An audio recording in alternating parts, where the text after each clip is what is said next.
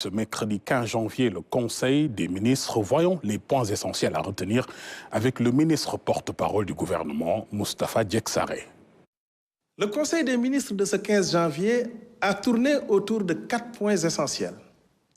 Premièrement, la modernisation du secteur des transports et de l'optimisation de son potentiel en matière de création d'emplois décents. Deuxièmement, l'évaluation et le recadrage global du programme Xëyu Ndaw ñi. Troisièmement, le développement maritime et portuaire dans l'agenda national de transformation. Et quatrièmement, le renforcement des relations entre l'État et les religions. Le président de la République a mis l'accent sur l'urgence de moderniser les transports en suivant les recommandations des États généraux du secteur. Le chef de l'État appelle à finaliser un plan d'action gouvernemental prenant en compte divers aspects comme les contraintes juridiques et financières. Il insiste sur l'amélioration de la sécurité routière, notamment pour les cyclomoteurs, et sur le renouvellement des véhicules de transport.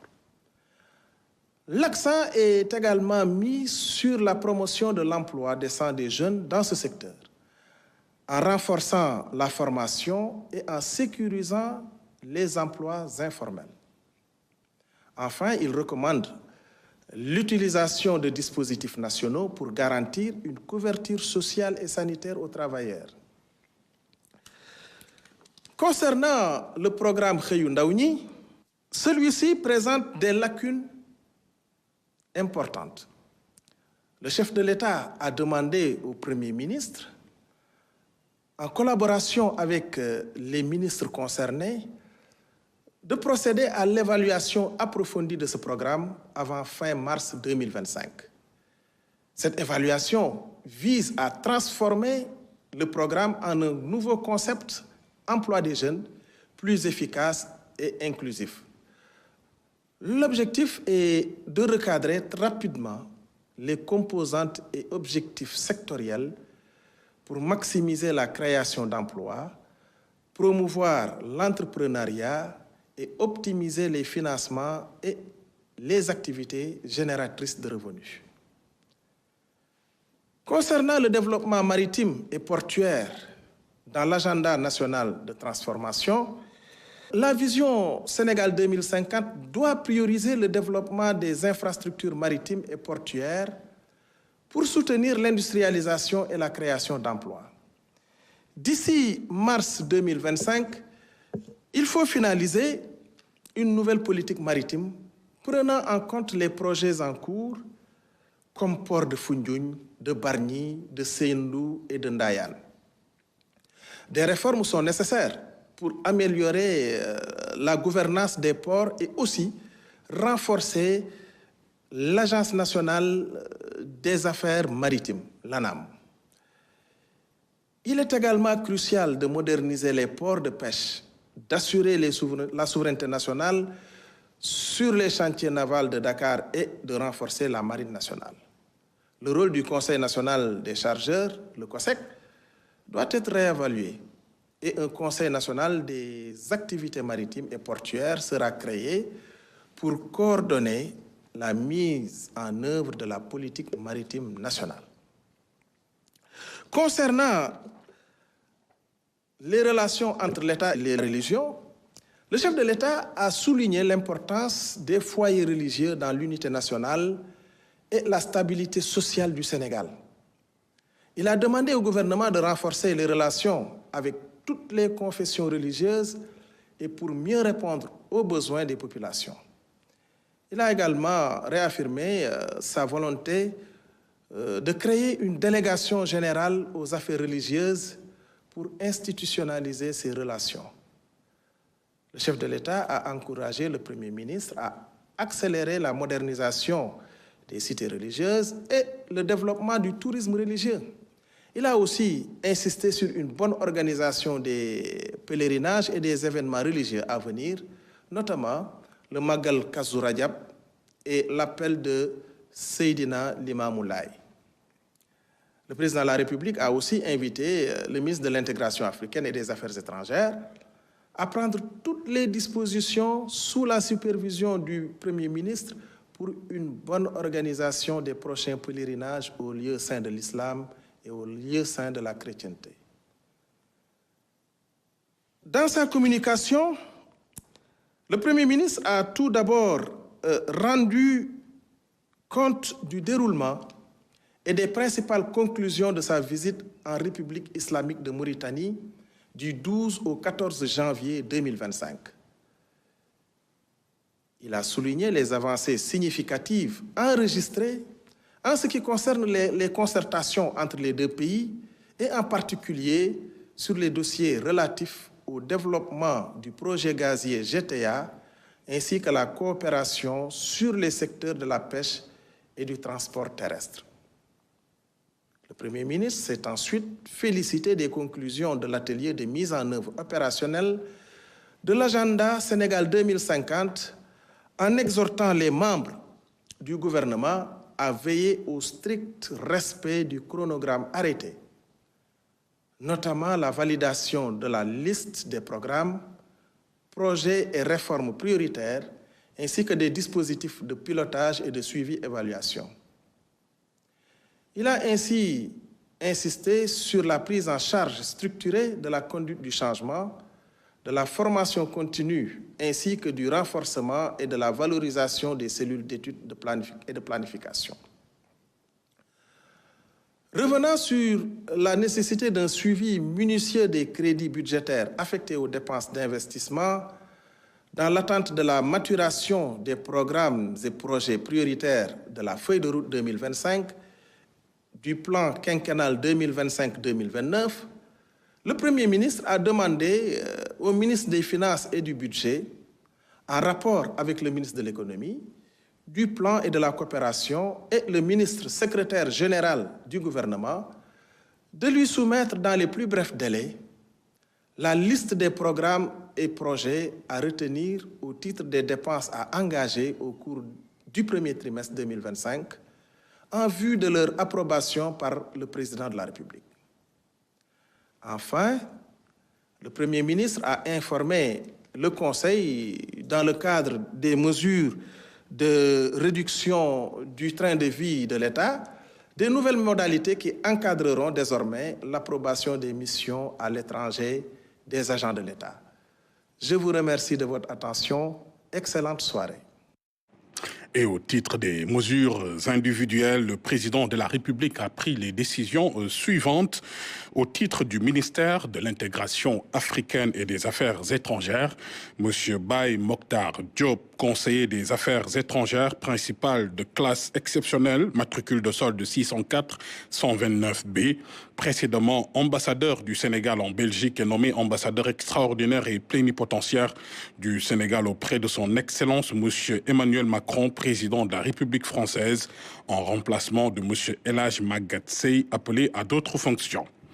Monsieur El Hadj Magatte Seye, conseiller des Affaires étrangères, principal matricule de solde 515-893G, précédemment ambassadeur du Sénégal en France et nommé ambassadeur extraordinaire et plénipotentiaire du Sénégal auprès de son Excellence Monsieur Mohamed Ould Cheikh El Ghazouani, président de la République islamique de Mauritanie en remplacement de Monsieur Biram Mbagnick Diagne, appelé à d'autres fonctions.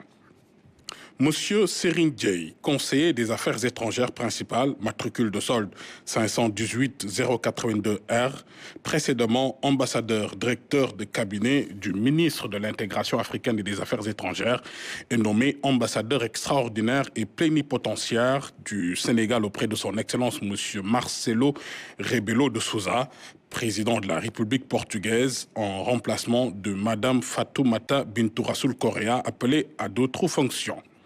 Madame Mariam Sy, conseiller des Affaires étrangères principales, matricule de solde 514-789Z, précédemment ambassadeur du Sénégal en Espagne, est nommé ambassadeur extraordinaire et plénipotentiaire du Sénégal auprès de son Excellence M. Adama Barrow, président de la République de Gambie, en remplacement de M. Bassirou Sène, admis à faire valoir ses droits à une pension de retraite. Monsieur Mbamba Koura-Diaye, conseiller des affaires étrangères, principal, matricule de solde 513 808I, précédemment ambassadeur du Sénégal au Burkina Faso, est nommé ambassadeur extraordinaire et plénipotentiaire du Sénégal auprès de son Excellence Monsieur Abdelmadjid Tebboune, président de la République algérienne démocratique et populaire, en remplacement de Monsieur Serigne Dieye, appelé à d'autres fonctions. Monsieur Amadou Nenendoy, conseiller des affaires étrangères principales, matricule de solde 606 903Z, précédemment ministre conseiller à l'ambassade du Sénégal à New Delhi, est nommé ambassadeur extraordinaire et plénipotentiaire du Sénégal auprès de son Excellence Monsieur John Dramani Mahama, président de la République du Ghana, en remplacement de Monsieur Aboubakar Sadir Bari, appelé à d'autres fonctions. Monsieur Stéphane Sylvain Sambou, conseiller des affaires étrangères principales, matricule de solde 611 465C, précédemment ambassadeur, directeur Afrique et Union africaine au ministère de l'intégration africaine et des affaires étrangères, est nommé ambassadeur extraordinaire et plénipotentiaire du Sénégal auprès de son Excellence Monsieur Vladimir Poutine, président de la Fédération de Russie, en remplacement du général Jean-Baptiste Tine, appelé à d'autres fonctions. Monsieur Ousmane Diop, conseiller des affaires étrangères, principal, matricule de solde 616 548E, précédemment ambassadeur, directeur Asie, Pacifique, Moyen-Orient au ministère de l'intégration africaine et des affaires étrangères, est nommé ambassadeur extraordinaire et plénipotentiaire du Sénégal auprès de son Excellence Monsieur Denis Sassou Nguesso, président de la République du Congo, en remplacement de Monsieur Aboulo. Monsieur Djibril Fofana, chancelier des affaires étrangères principales, matricule de solde 519 138G, est nommé consul général du Sénégal à Milan, en remplacement de Monsieur Mamadou Lamine Diouf. Au titre du ministère des Finances et du Budget, Monsieur Babacar Mbaye, inspecteur principal des douanes de classe exceptionnelle, matricule de solde numéro 604 444F, précédemment directeur des opérations douanières, est nommé directeur général des douanes en remplacement de Monsieur Mbaye Ndiaye, appelé à d'autres fonctions. Monsieur Ousmane Kane, inspecteur principal des douanes de classe exceptionnelle, matricule de solde 606 888D, précédemment directeur régional du Nord, est nommé directeur des opérations douanières en remplacement de M. Babacar Mbaye, appelé à d'autres fonctions. M. Papa Fall, inspecteur principal des douanes de classe exceptionnelle, matricule de solde 604 442H, précédemment directeur du contrôle interne de la douane, est nommé directeur de la réglementation et de la coopération internationale, en remplacement de M. Pape Ndiaye, appelé à d'autres fonctions. M. Soulé Siré Bokoum, inspecteur principal des douanes, matricule de solde 611 491J, précédemment inspecteur des finances à l'IGF, est nommé directeur du contrôle interne de la douane, en remplacement de M. Papa Fall, appelé à d'autres fonctions. M. Amidou Ndiaye, inspecteur principal des douanes de classe exceptionnelle, matricule de solde, numéro 606 880L, précédemment directeur du renseignement, de l'analyse du risque et de la valeur, est nommé directeur des systèmes d'information des douanes, en remplacement de M. Abdourahmane Wad, appelé à d'autres fonctions. M. Ibrahim Faye, inspecteur principal des douanes de classe exceptionnelle, matricule de solde numéro 606 890M, précédemment directeur régional de Dakar Port, est nommé directeur du renseignement, de l'analyse du risque et de la valeur, en remplacement de M. Amidou Ndiaye, appelé à d'autres fonctions. M. Ndiaga Soumaré, inspecteur principal des douanes de classe exceptionnelle, matricule de solde numéro 608 850K, précédemment chef du bureau des hydrocarbures à la direction des opérations douanières, est nommé directeur des enquêtes douanières en remplacement de M. Issagnan, appelé à d'autres fonctions. M. Malang Djedjou, inspecteur principal des douanes de classe exceptionnelle, matricule de solde numéro 608 859B, précédemment directeur régional du Sud, est nommé directeur de la facilitation et du partenariat avec l'entreprise en remplacement de M. Mohamedoun Oumarba, appelé à d'autres fonctions. Monsieur Cheikh Diouf, inspecteur principal des douanes, matricule de solde numéro 624 497 F, précédemment chef du bureau du personnel et de la gestion des carrières à la direction des ressources humaines, est nommé directeur régional du Sud en remplacement de monsieur Malang Diédiou, appelé à d'autres fonctions. Monsieur Bourama Diémé, inspecteur principal des douanes, matricule de solde numéro 616 277 I, précédemment directeur régional du Sud-Est, est nommé directeur régional de l'Ouest en remplacement de M. Ahmadou Choy, appelé à d'autres fonctions. M. Issa Ndiaye, inspecteur principal des douanes, matricule de solde numéro 611 433 B, précédemment conseiller technique du directeur général des douanes, est nommé directeur régional du Sud-Est en remplacement de M. Bourama Diémé, appelé à d'autres fonctions. M. Saliou Diouf, inspecteur principal des douanes de classe exceptionnelle, matricule de solde, numéro 608 856 E, précédemment directeur régional du centre, est nommé directeur régional des unités maritimes en remplacement de M. Ousmane Faye, appelé à d'autres fonctions. M.